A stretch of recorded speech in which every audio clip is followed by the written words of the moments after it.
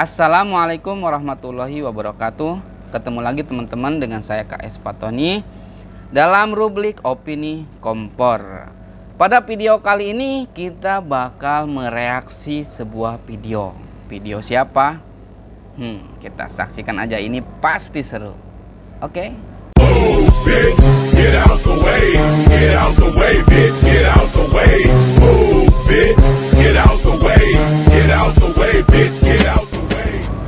Nah, video yang akan kita bahas adalah videonya Denny Siregar yang dia sedang membicarakan kereta api cepat. Apa saja opini-opininya?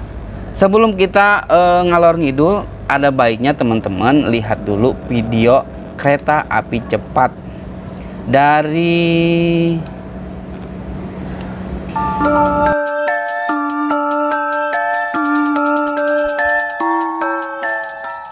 Pemerintah akhirnya membiayai proyek kereta cepat Jakarta-Bandung dengan APBN setelah terjadi pembengkakan dana untuk pembangunan.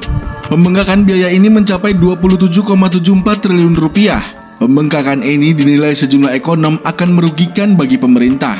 Direktur Center of Economic and Law Studies atau Celios Bima Yudhistira menilai proyek kereta cepat Jakarta-Bandung akan jadi jeratan utang untuk pemerintah. Menurutnya, jumlah utang negara akan meningkat secara langsung maupun tidak langsung. Ini yang disebut sebagai debt trap atau jebakan utang. Awal masalah karena proyek yang disetujui secara feasibility study atau studi kelayakan bermasalah, biaya proyek membengkak, kemudian ujungnya pemerintah harus turun tangan, katanya kepada bisnis.com Rabu 13 Oktober 2021. Bima menambahkan, dengan pembiayaan menggunakan APBN, tidak hanya akan menambah utang baru, tetapi juga akan menyita pajak masyarakat. Selain itu, beban utang akan membahayakan APBN dalam jangka panjang. Di sisi lain, ekonom senior dari Universitas Indonesia Faisal Basri mengatakan, proyek kereta cepat Jakarta-Bandung tidak akan balik modal, bahkan hingga kiamat. Menurutnya, proyek ini merupakan proyek yang mubazir dan membuang anggaran negara. Apalagi dengan pembengkakan biaya mencapai 27,4 triliun rupiah. Sebentar lagi rakyat membayar kereta cepat. Barangkali nanti tiketnya Rp400.000 sekali jalan. Diperkirakan sampai kiamat pun tidak balik modal, ujarnya dalam sebuah dialog virtual Rabu 13 Oktober 2021. Faisal menambahkan, sejak awal proyek kereta cepat itu sudah ditolak saat rapat koordinasi pada tingkat pemerintah. Penolakan tersebut berdasarkan kajian dari lembaga konsultan internasional Boston Consulting Group yang menolak proposal proyek ini. Namun, Rini Sumarno yang kala itu menjabat bersikukuh menjalankan proyek tersebut meski ada penolakan. Oke, itu latar belakang masalahnya ya. Jadi video Denny Siregar ini dia membuat reaksi terhadap pernyataan Faisal Basri yang mengatakan bahwa kereta cepat ini nggak bakal untung walaupun sampai kiamat. Nah, reaksi dari Denny Siregar ini yang akan kita bahas ya. Coba, apa yang dikatakan sama Denny Siregar?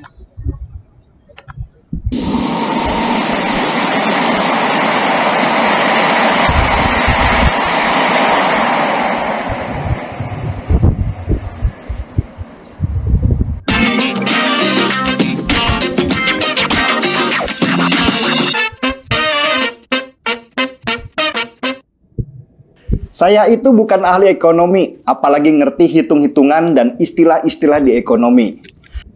Skip sampai sini ya. Awal kata Denny Siregar, saya itu bukan ahli ekonomi, apalagi hitung-hitungan kayak gitu ya. Jadi ini yang harus kita garis bawahi, dia bukan ahli ekonomi. Tapi ngapain dia ngomong kereta cepat? Apakah benar omongannya? Kita lihat. Kalau disandingkan dengan mereka yang disebut pakar ekonomi, udah pasti kayak bumi dan langit lah. Tapi karena itu saya malah bersyukur kalau saya jadi ahli atau pakar ekonomi, pasti bahasa penjelasan saya tentang ekonomi itu harus detail, harus teknis, penuh angka-angka, penuh istilah-istilah asing yang bikin kening ini berkerut. Dan semua itu penting buat saya sebagai pakar, karena istilah-istilah yang rumit itu akan menunjukkan kepakaran saya. Malu dong, masa pakar ekonomi bahasanya bahasa pasar? Gak kelas ah.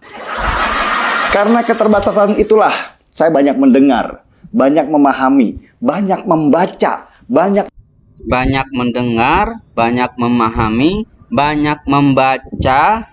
Dari mana mendengarnya, dari mana memahaminya, dari mana membacanya. Kita lihat. berguru dan baru menceritakannya kembali apa yang saya pahami kepada banyak orang dengan bahasa kita, bahasa orang awam, bahasa pasar, supaya kita sama-sama mengerti pokok persoalan dan belajar juga sama-sama. Oke, kita garis bawahi ya. Kalau memang kita mau belajar, ya, ingat semua yang nonton video ini ya. Kalau memang kita mau belajar, kita harus menggunakan data-data yang valid, bukan pembohongan. Ingat ya, kalau memang kita mau belajar, jangan menggunakan data asumsi bohong atau ngahayal atau mengarang bebas. Kita harus pakai data. Sama seperti mengikuti gerak cepat di bidang ekonomi oleh Presiden kita Jokowi ini. Saya dulu juga nggak bisa memahami apa yang dia pikirkan. Karena Jokowi itu, kalau melihat sesuatu, itu selalu jauh ke depan. Jadinya kadang, kita yang masih melihat masa sekarang, suka nggak nyambung. Contohnya gini ya, ketika kita dari Fix ini kata-kata jilatan ya. Fix ini kata-kata jilatan. Kenapa?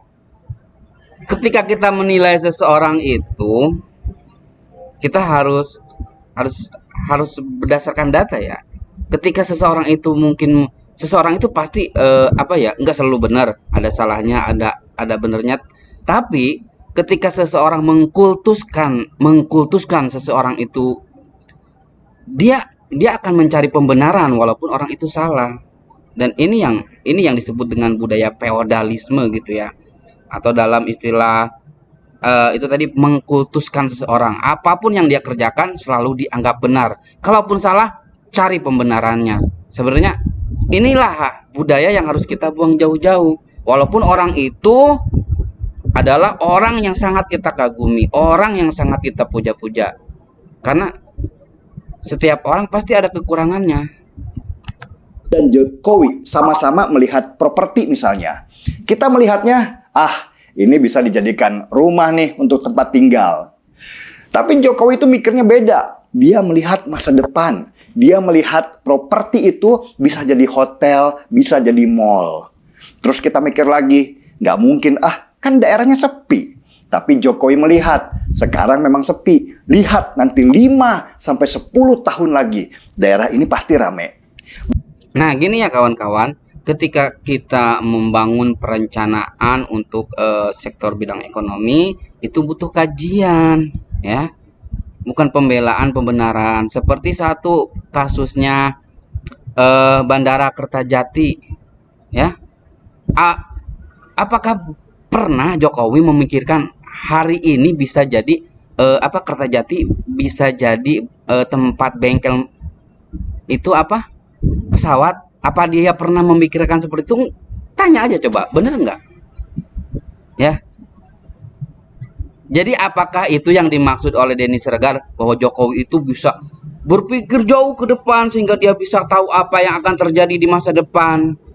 Apakah itu yang sudah direncanakan sama Jokowi ketika bandara itu di Kertajati itu menjadi bengkel pesawat hari ini? Apakah itu yang pernah dibayangkan sama Jokowi? Coba renungkan aja gitu ya. Renungkan aja coba. Begitulah contoh bodoh-bodohannya. Dan saya belajar banyak ilmu ekonomi justru bukan dari pakar ekonomi yang belibet kalau ngomong. Prit. Dia belajar ekonomi bukan dari pakar ekonomi. Jadi lu Den belajar dari mana? Lu belajar ekonomi harus ke ekonom. Ya, bukan belajar ekonomi ke dokter, nggak nyambung. Belajar ekonomi ke tukang kayu, nggak nyambung.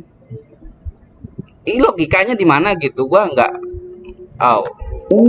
Tetapi dari Jokowi yang melihat semua secara gambar besar, bukan gambar sempit berupa angka-angka doang.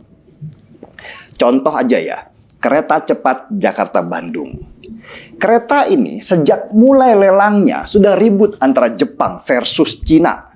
Jepang memang lebih murah penawarannya. Tapi kenapa kok Indonesia lebih...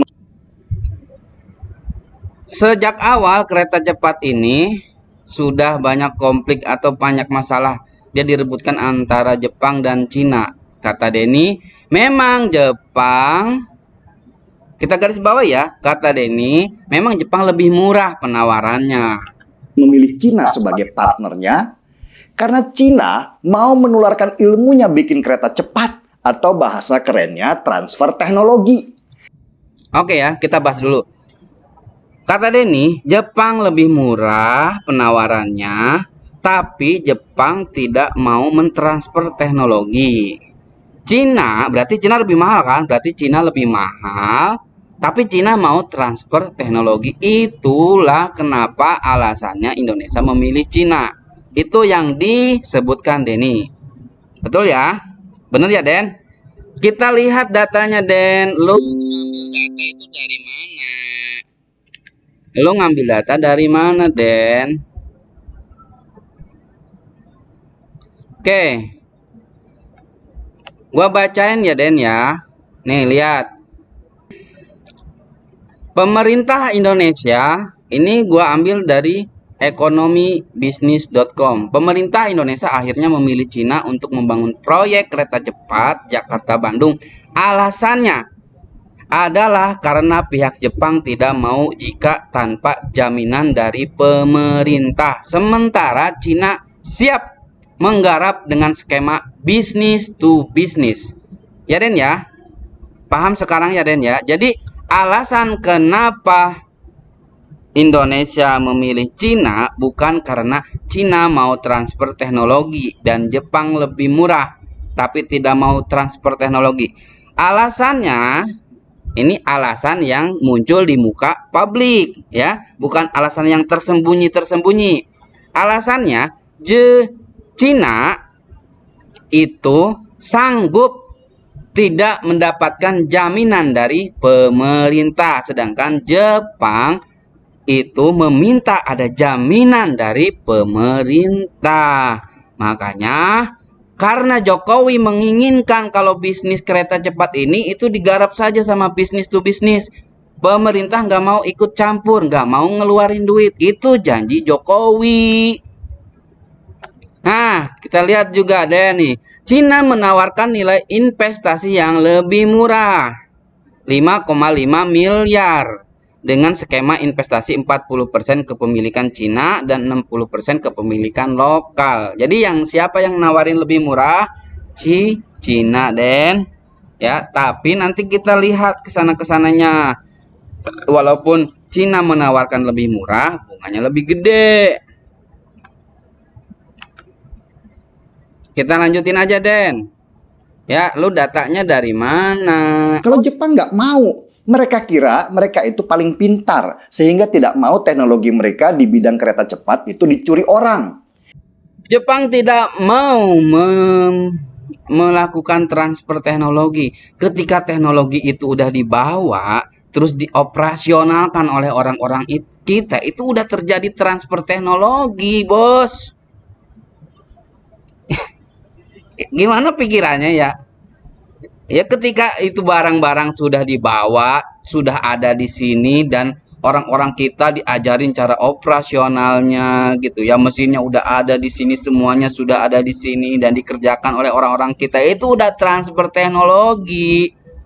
Beda hal kalau si barang itu dibawa ke sini ya, terus yang operasionalnya semuanya tidak boleh ada dari orang Indonesia, cuma orang mereka saja. Itu ditutup rapat, rahasianya ditutup rapat, mesin-mesinnya nggak boleh dibuka semuanya. Itu nggak mau transfer teknologi namanya. Jadi alasan Denny tadi katanya Jepang tidak mau transfer teknologi sedangkan Cina mau transfer teknologi. Lu dapat dari mana? Yang ada itu lucu.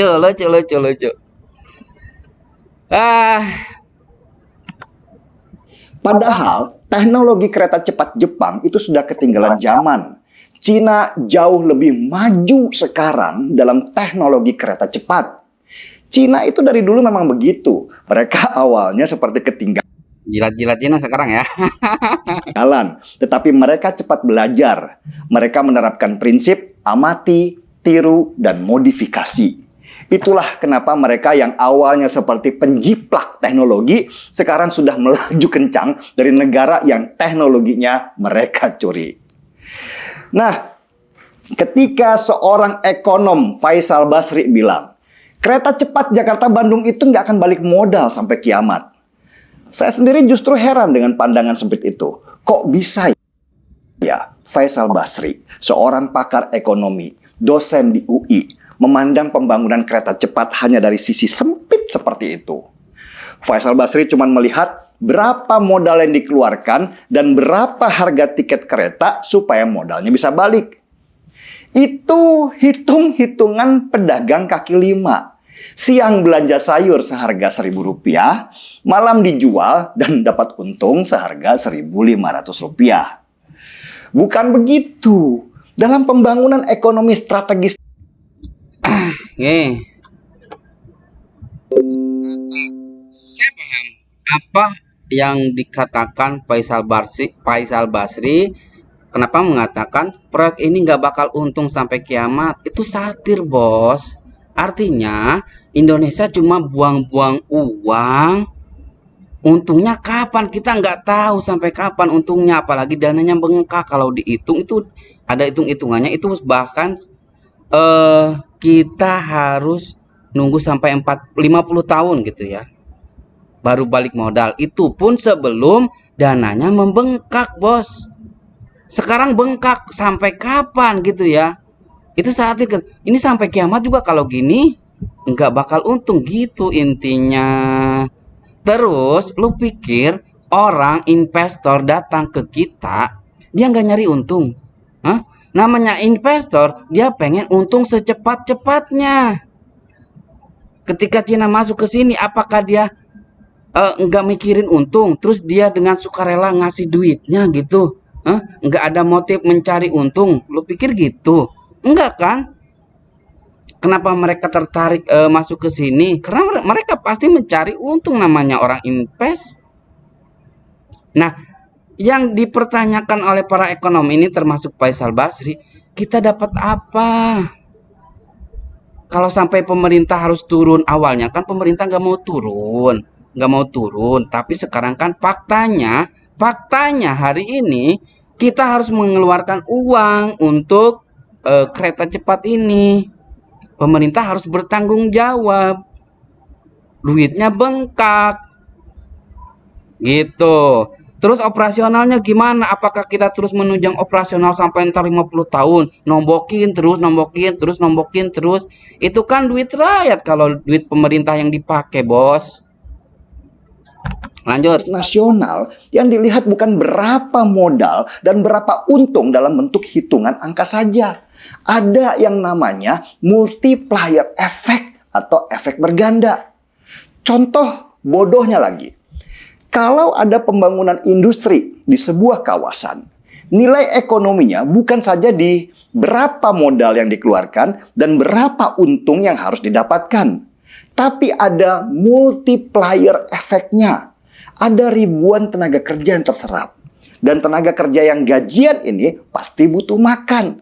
Maka ada warung di sekitar industri yang menyediakan makan. Pekerja itu juga butuh tempat tinggal. Maka ada juga yang bikin kos-kosan. Di sekitar kawasan industri yang dibangun itu tumbuh ekonomi baru yang tidak mungkin ada kalau kawasan industri itu tidak dibangun. Itulah yang disebut sebagai efek berganda. Nah, kayak pembangunan kereta cepat ini, di mana sih multiplier efeknya? Ya di kawasan yang ada stasiun-stasiun pemberhentian kereta cepatnya. Di daerah itu yang tadinya sepi akan muncul ekonomi baru. Harga tanah penduduk yang tadinya cuma ribuan rupiah per meter, jadi bisa ratusan ribu rupiah per meter. Coba, siapa yang senang? Ya. Jadi menurut Denny, gue lagi ngebayangin otak dia gitu ya. Mungkin nanti di stasiun itu banyak pedagang asongan gitu ya, yang cangcimen gitu kan. Bener gitu? Atau banyak kaki lima di pinggir-pinggirnya gitu ya? Di kereta cepat itu. Bener gitu? Nggak diusir satpam tuh orang? Hah? Terus harga tanah naik. eh Coba lihat ada konflik nggak di sana gitu? Di jalur itu ada konflik nggak? Coba bener nggak? Udah pembelian harga tanahnya bener nggak? Ya, kalau ngomongin tanah itu sekali doang dibeli udah putus habis. Player efeknya apa? Hah? Malah orang yang di daerah situ tersingkir semua, pergi dari situ gitu ya. Player efeknya apa? Tadi cangcimen tadi gitu ya di stasiun orang ya bisa kayak di KRL gitu, tahu gitu, bisa kayak gitu ya. Ah, Orang yang di sekitar situ. Belum nanti di sekitar stasiun ada yang jualan makanan, sewa transportasi, dan segala macam. Ekonomi di daerah sekitar yang tadinya sepi menjadi ramai. Dan dari ekonomi baru itu muncullah kembangannya. Kawasan sekitar stasiun yang tadinya sepi dan gak ada harganya, kelak jadi ramai dan tumbuh tingkat ekonominya. Itu yang tidak dipikirkan oleh Faisal Basri, seorang pakar ekonomi yang hanya berkutat di angka. Kapan balik modalnya? jadi selain player effect tadi, yang dihitung oleh ekonom itu apa ya? Yang pertama transparansi gitu ya. Jalur ke situ itu untuk siapa? Dengan harga yang nantinya bakal dicantumkan, itu siapa penikmatnya? Hah? Apa mungkin rakyat kecil gitu ya? Apa mungkin nanti ada yang kata lu bilang gitu tadi, player effect ke masyarakat, apakah ada nanti orang-orang yang jualan di kaki lima di pinggir-pinggirnya atau masuk ke dalam kereta kayak di KRL gitu? Apakah ada kayak gitu nanti orang-orang kayak gitu? Hmm? Player effect-nya seperti apa juga kita lanjutin dulu deh. Kalau pemikiran Jokowi itu lebih gila. Kereta cepat Jakarta-Bandung itu baru awalnya. Kalau ini sudah selesai, dia akan bangun lagi sampai Surabaya. Mungkin juga sampai Banyuwangi. Dan mungkin juga sampai ke Bali. Pemikiran Jokowi lebih gila. Setelah kereta cepat ini selesai sampai Bandung, dia akan teruskan ke Surabaya. Pemikiran Jokowi lebih gila. Dia punya visi ke depan yang orang-orang tidak bisa menangkapnya. Apakah itu benar? Kita lihat, Den. Kita lihat, Den.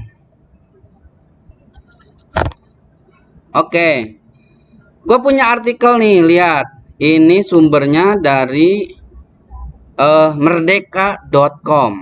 Sebelum ketika kereta cepat Jakarta-Bandung itu mau digarap oleh Cina, Jepang sudah menawarkan proyek Jakarta-Surabaya.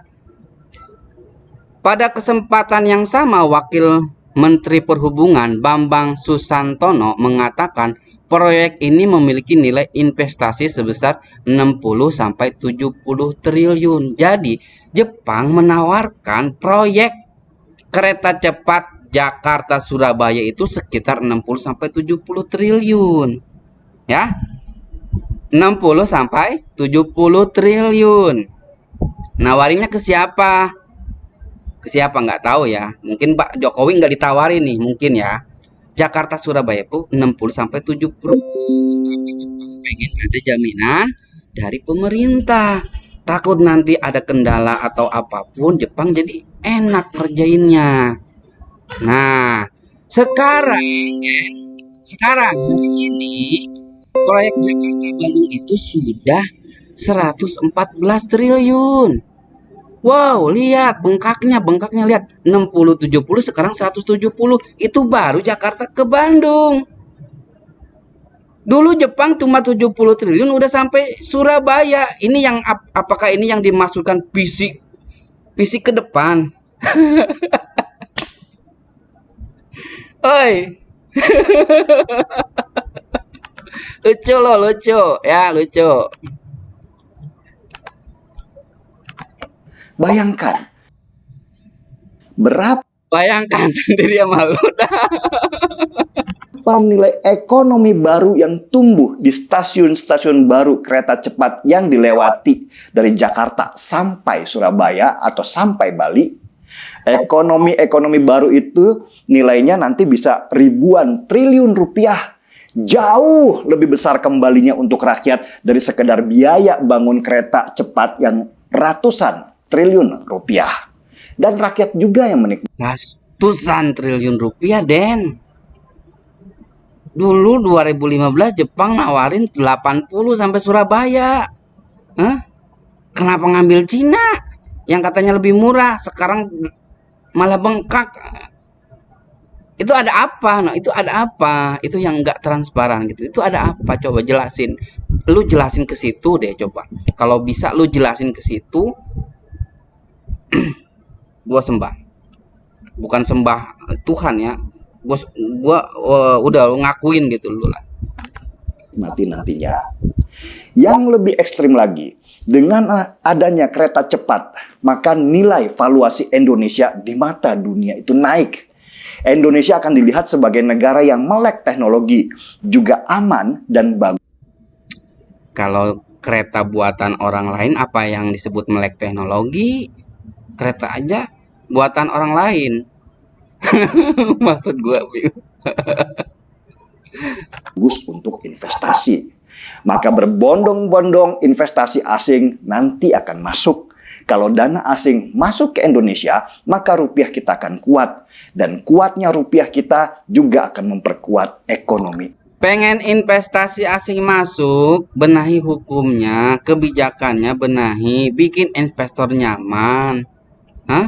Ya, politik dalam negerinya, situasinya diamanin, dikondusifin. Datang investor. Indonesia. Jadi panjang ya penjelasannya. Tapi asik kan melihat gambar besar dari sebuah persoalan? Itulah kenapa Jokowi juga ngebut dengan pembangunan jaringan internet. Supaya sekarang ke internet. Udah lanjutin lah. masyarakat Indonesia bisa pintar. Nggak gampang dibodoh-bodohi dengan teori sempit dan kuno. Teori. Nah, untung udah ada internet, jadi orang Indonesia nggak gampang dibodoh-bodohi oleh orang macam lu, Den. Ya, tadi kita kan udah lihat data, lu bilang Jepang lebih murah. Kok di berita nggak kayak gitu? Jepang mahal malah gitu kan? Kata lu tadi, apa? Cina itu mau transfer teknologi, Jepang nggak mau transfer teknologi. Di berita nggak kayak gitu, dan beritanya justru Jepang mau minta perlindungan biar investasinya aman gitu. Dan hal itu pun terjadi sekarang. Ya, investor yang lu bangga-banggain itu tadi malah sekarang minta perlindungan pemerintah, bukan hanya perlindungan, minta cuannya lagi gitu. Gimana itu coba? Dulu yang awalnya janji B2B, sekarang kok G2B. Faisal Basri itu mungkin benar, tapi juga sudah ketinggalan zaman. Ibaratnya HP Nokia jadul dan HP Android sekarang sama-sama disebut smartphone. Kok analoginya ke HP? Kalau teori itu, kalau teori yang masih berlaku dan masih relevan dipakai ya masih. Gitu ya, bukan di analoginya kok ke HP. Lu teorinya dari mana ini ya? Itu masih bisa relevan digunakan, dan teori BEP itu teori dasar gitu ya, ngitung untungnya sampai kapan gitu, balik modalnya, itu teori dasar yang memang minimal sebagai rujukan kita berinvestasi. Kalau itu aja dilanggar gitu, rujukan yang dasar itu aja dilanggar, lah ini investasi buat siapa? Kan gitu pertanyaannya. Cuman smartnya Nokia sudah nggak dipakai lagi di masa sekarang, yang sudah upgrade nggak karu-karuan, baik dari sisi bisnis maupun dari sisi teknologi. Mungkin sebaiknya ikuti zaman lah, ganti HP-nya, karena nanti kita bisa nggak pintar-pintar. Di era Presiden Jokowi ini, kita harus belajar meluaskan pandangan. Jangan selalu melihat pembangunan yang masif di Indonesia itu sebagai hutang dan hutang. Prit, gini ya. Kita nggak alergi hutang. Tidak alergi hutang. Ya, nggak alergi hutang. Kita memang butuh pembangunan. Kita butuh pembangunan. Tapi hutang kayak apa? Lu pikir deh gini nih. Jepang nawarin utang, ya, proyeknya dia kerjain semua, tapi dia minta bunga dari proyek dia itu 0,1%. 0,1% dengan jaminan pemerintah, ya.